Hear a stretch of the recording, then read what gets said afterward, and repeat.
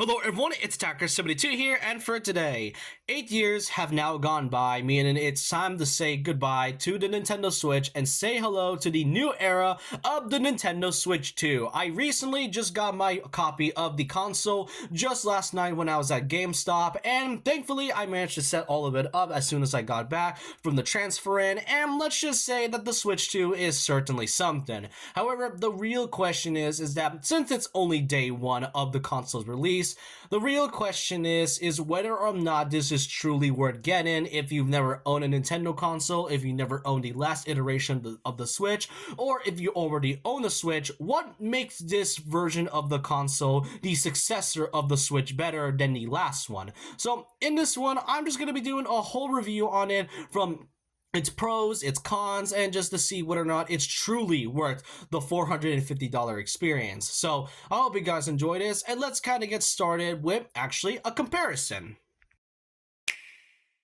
So to really start this segment off, we gotta talk about the differences between the size, the comparison, and what it has to offer. So to compare the size and the differences of the Switch 1 and the Switch 2, it's obvious that there's quite a couple of things to note about. First up is that the Switch 2 is way wider than the regular Switch, with the original one only offering around 6.2 inches, which is still a good enough size, but the Switch 2 has 7.2 inches, 7.1 to be exact, 7.1 inches, which is pretty large to say at least. The Switch is way larger, and while the regular one is a bit more smaller in size, and the notable part is gotta be with the Joy-Cons.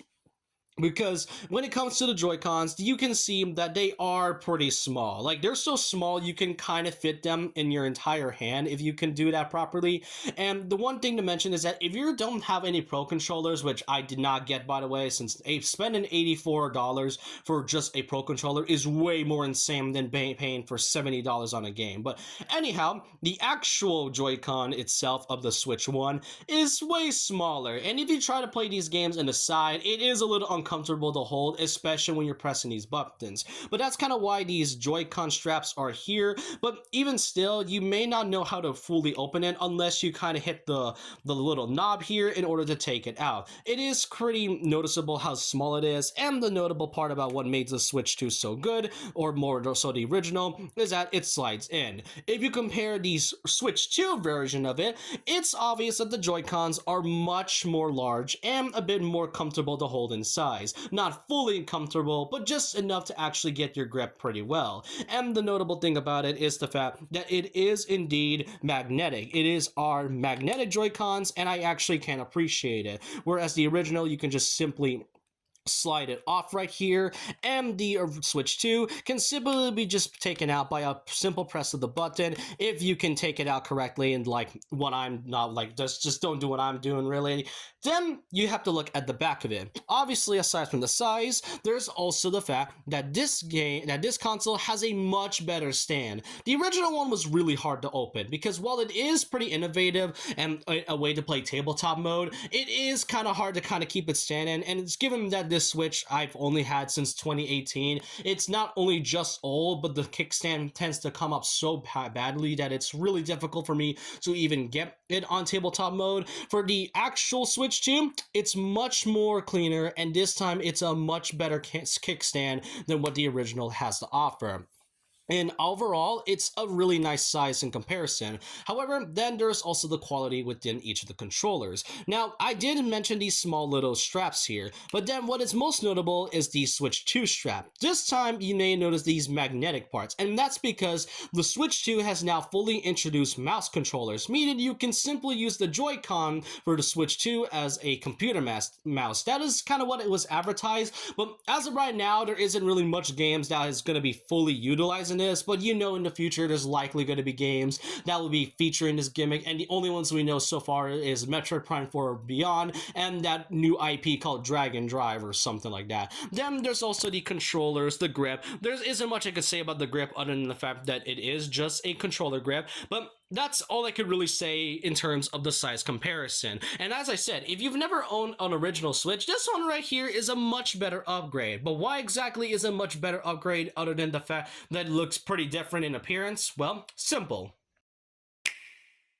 Now, to really go over the quality, it is, if not a massive improvement from the Switch 1. With the original Switch, it manages to support a good amount of frames with 60 FPS, though for some games it only supports like 30 FPS, and sometimes the games can run smoothly, and other times it does not. For the Switch 2, however, it really runs so well with 120 frames per second. If you look at the Switch 2's website right here with the console specs, here it has a 1920 by 1080 pixels with an HDR10 support, and it can go up to 120 Hz, which is the 120 frames per second. Here, it supports a good frame with around 1920 by 1080 to 2560 by 1440. Really, with some good resolution, it has a good amount of support with all of that around. The speakers and the stereo, I must say, is so well sounded. The original Switch, while I really like the sound quality, it sometimes can be a little faint, or in some cases there are moments where the Switch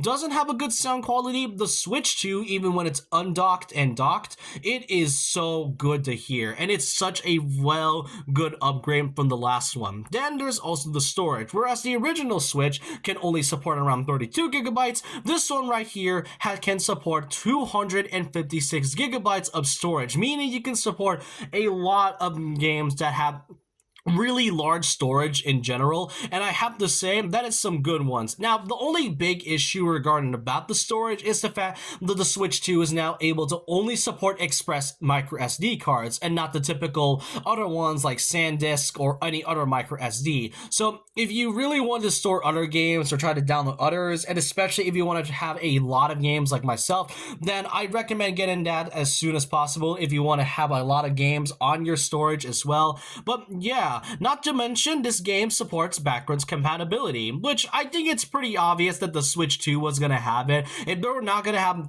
any backwards compatibility onto the Switch 2, then it would be a bit of a problem. They already done this with the Wii, and same with the Wii U. It's not like it's going to be the same. It's not like they won't do the same thing with the Switch 2. Now, it supports a lot of the games, like a lot of your games, especially from the third-party selection, over 15,000 of them to be exact, and you can simply transfer them by doing a system transfer. Though the only thing is that it does not support all games, such as cloud versions, demos, and a few others, and games that just don't get support at all, like Dark Souls, Pokemon Scarlet and Violet, and just a few others. Those are just kind of like a few good examples. But that's kind of the quality overall. But then what about the other parts of the game, of the console as well? Now, as I mentioned before, there is also the fact that the Switch 2 will be able to support mouse controls. Now, there's only two games that we know so far, being Drag X Drive and the Metroid Prime 4 Beyond, only if you get the Switch 2 version. If you get the regular one, you just have to pay a $20 upgrade or $10 upgrade, depending on how the pricing is going to be. But then there's the online features as well as the eShop. Now, as I mentioned as well, the game and the console itself is now supported with around 120 frames per second thanks to its 4K HD resolution, and that basically means that the eShop and the online app is now been fully updated and functions very well. You see, what really makes one of the biggest gripes from the original Switch is the fact that the eShop and the online app was really laggy. It was slow and laggy, and you weren't able to function very well by looking around, especially if you're looking for games that are on the shop. It's slow and really not functional at all. Thankfully, with the upgrades that was shown here, the eShop and the Switch Online app is able to properly be used and can be searched around any type of games that you're looking for,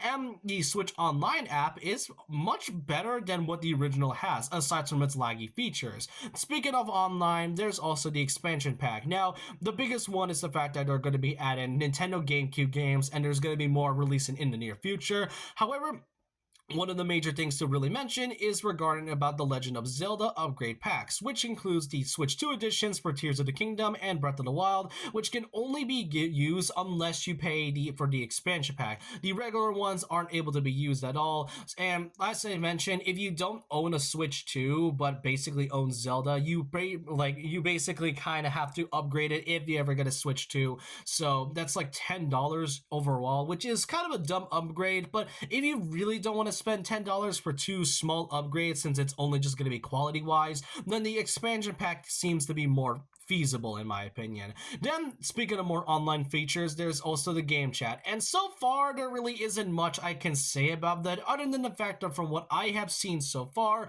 and from what I have tested is the fact that it is not pleasant. The fact that you have to pay $35 for a camera separately as well is also kind of what makes this whole feature a bit dumb. Not to mention from the fact that by 2026 you're now able to pay $30 around maybe the same type of price as the Switch Online feature just to use game chat when Discord and Google Meets personally exist. So functions very well, it has good features, and it really runs as well. Runs smoothly, and it does not have any lag in the slightest.